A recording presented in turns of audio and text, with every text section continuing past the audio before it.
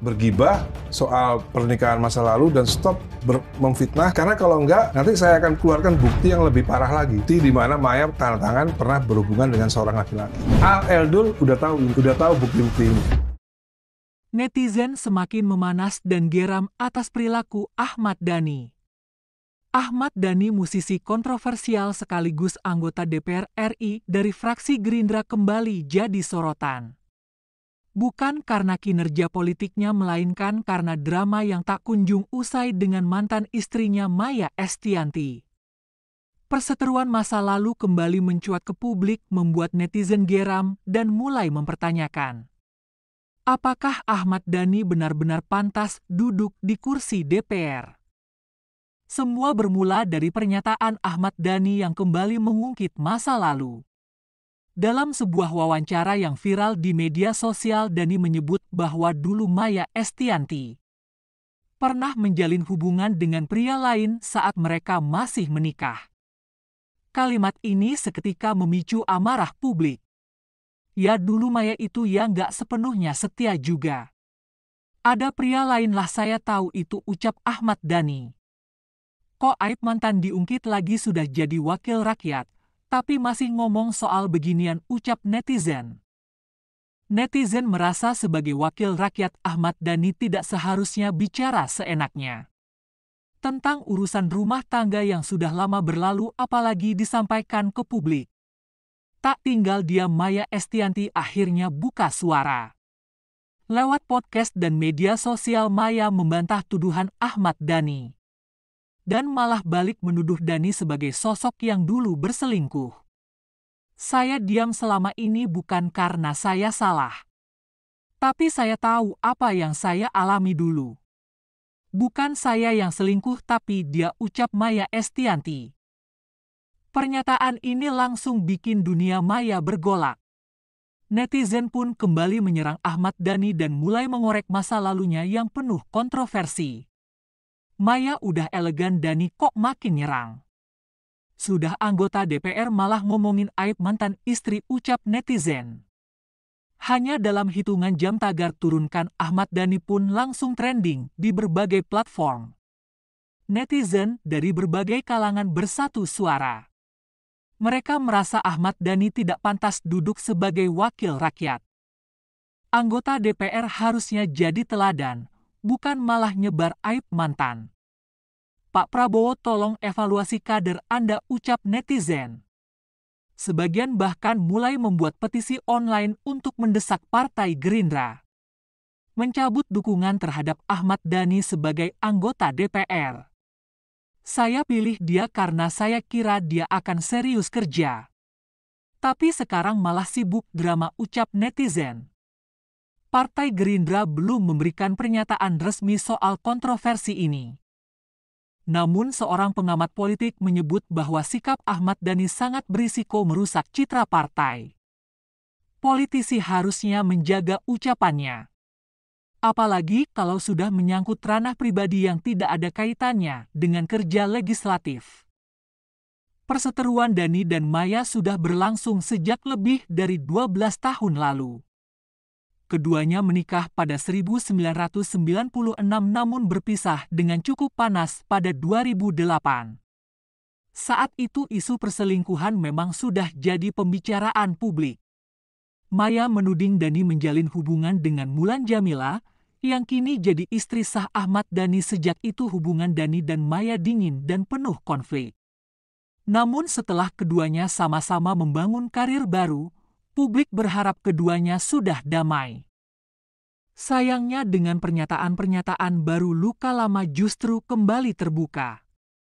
Sebagai anggota DPR, Ahmad Dhani punya tanggung jawab. Bukan hanya menjalankan fungsi legislasi tapi juga menjadi contoh dalam kehidupan publik. Banyak yang kini mempertanyakan, apakah seseorang yang masih sering menyerang secara personal di media layak mewakili rakyat? Kalau urusannya personal, jangan diumbar. Ingat Anda digaji negara, ucap netizen. Hingga kini Mahkamah Kehormatan Dewan (MKD) belum mengambil tindakan. Tapi desakan dari publik semakin besar. Kita butuh anggota DPR yang beretika, bukan yang hobi membuka aib mantan, ucap aktivisi. Jabatan publik bukan sekadar status.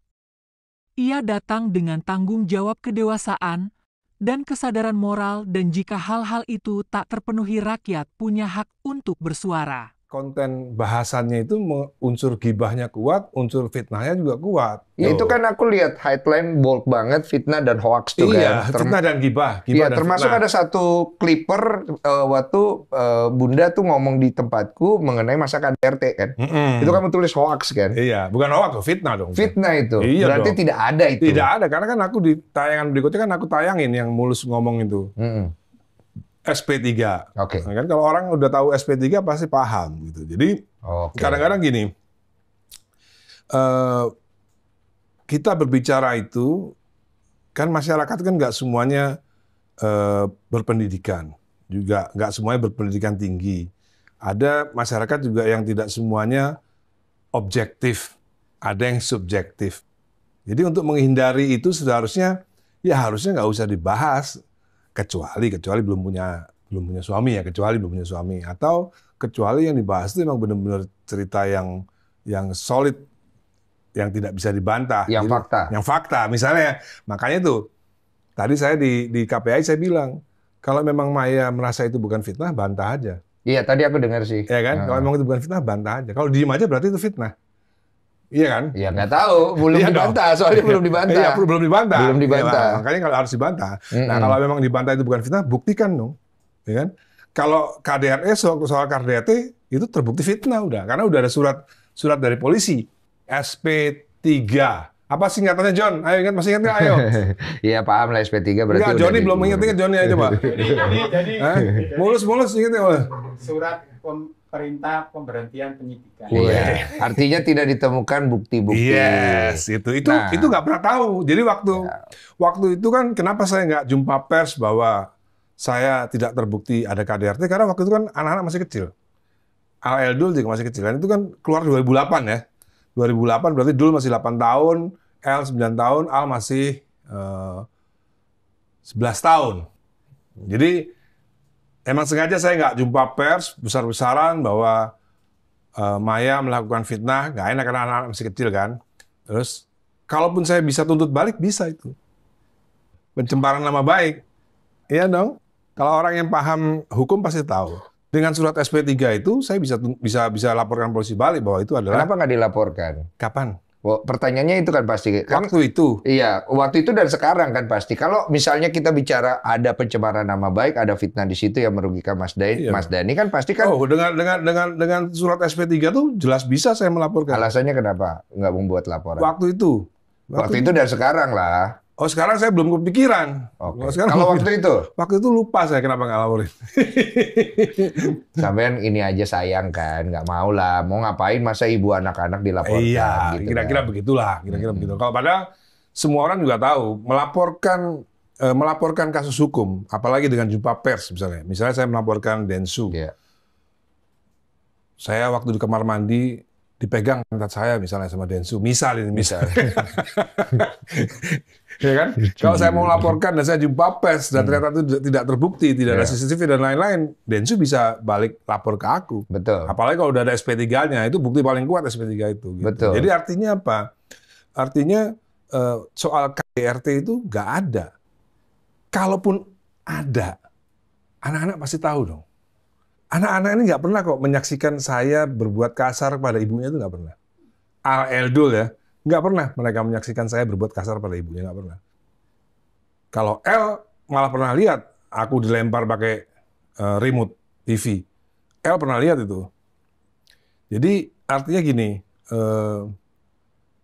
apa ya? Buat saya itu orang yang benar-benar paham hukum kok, tahu gitu bahwa KDRT itu ya pasti berbahaya gitu kan. Itu mengandung pelanggaran hukum. Gitu. Jadi selama ini saya itu termasuk warga negara yang baik yang nggak pernah melanggar hukum gitu. Kalaupun kemarin masuk penjara karena urusan politik, ya kan? Urusan politik itu politik liur nih. Baru mau saya sentil. 100% itu politik. Iya, gitu kan? baik. Saya ikut kalau gitu. Cuma kan ada yang tidak terjawab. Kalau KDRT tadi kan terjawab. Cuma ini nggak apa-apa nih gue tanya ya. Sekalian nih, mumpung kesempatannya ada. Tapi nggak mau dijawab juga nggak apa-apa. Kalau masalah yang menjadi isu yang paling besar di antara semua ini kan masalah perselingkuhan. Ya itu juga nggak ada buktinya. Nggak ada buktinya itu. Coba buktiin aja kalau emang iya. Kan masalah ini kan masyarakat kita tuh kan mudah banget percaya sama omongan-omongan idolanya, gitu ya. Misalnya mobil SMK sudah terjual 6.000 unit misalnya. Sampai sekarang masih banyak yang percaya. Terus ada 11 triliun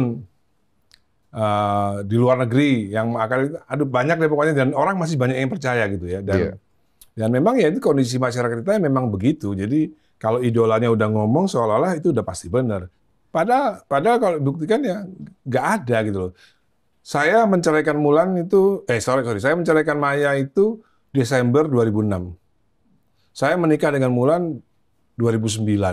Cukup ada jarak yang jauh gitu ya. Maksudnya 3 tahun. Iya cukup, ya hampir 3 tahun lah gitu. Artinya saya menikah 2009 di rumah saya waktu Al Eldul sunatan, Mas. Jadi artinya ini sebenarnya kenapa kok harus digembar-gemborkan bahwa itu isu perselingkuhan, dan nggak cuma sekali di podcast ngomongin soal itu gitu loh. Kayak nggak berhenti. Drama ini seolah tak berujung, tapi publik kini mulai menilai layakkah seorang wakil rakyat bersikap seperti ini. Tulis pendapatmu di kolom komentar. Jangan lupa like, comment, share, dan tentunya subscribe. Untuk update terbaru seputar kabar selebriti yang lagi panas.